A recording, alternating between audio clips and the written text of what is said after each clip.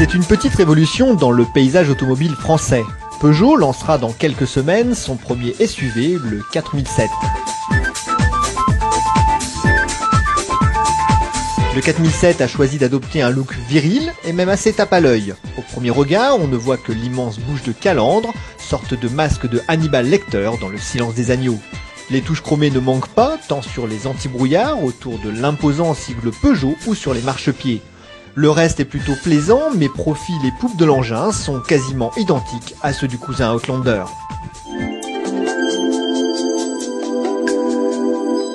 Peugeot a voulu offrir à son SUV un aspect cossu et propose des matériaux de bon goût, une finition plus que correcte et une habitabilité idéale pour une famille moyenne. Les commandes sont pratiques et intuitives, les informations au tableau de bord claires et très lisibles. On appréciera d'ailleurs les compteurs inspirés d'un univers résolument sportif. Une atmosphère qui se traduit aussi par la présence d'inserts en aluminium brossé un peu partout. Les sièges en cuir disponibles au deuxième niveau de finition offrent un excellent maintien et un confort très plaisant. Pour finir, l'habitabilité est au rendez-vous avec un espace aux jambes généreux à l'arrière, une troisième rangée de sièges escamotables dans le coffre, pratique pour dépanner et un coffre très accessible.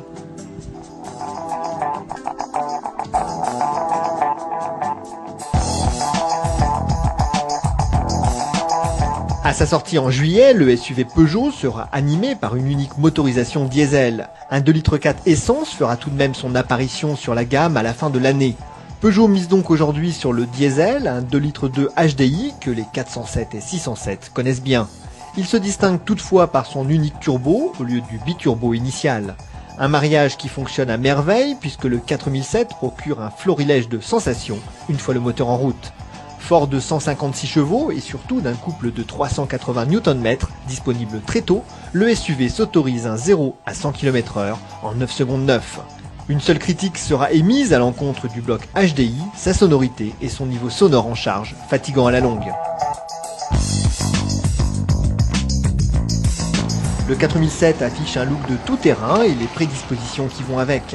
Il propose en effet une transmission paramétrable sur 3 modes, 2 roues motrices, 4 roues motrices et différentiel bloqué pour les situations délicates. En action, il s'en sort honorablement, du moins suffisamment pour la clientèle à laquelle il se destine. Sur la route, ses qualités sont celles d'une berline, vive et confortable. On notera juste quelques remontées du couple du bloc HDI sur les 2 premiers rapports lors de fortes sollicitations.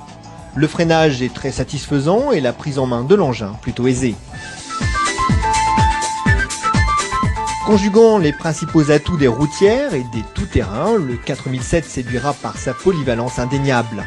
Reste qu'à 34 600 € pour le premier prix, ce nouveau venu pourra sembler prétentieux. Même si son équipement est complet, la comparaison avec le Mitsubishi Outlander, débutant à 29 000 €, n'est pas à son avantage.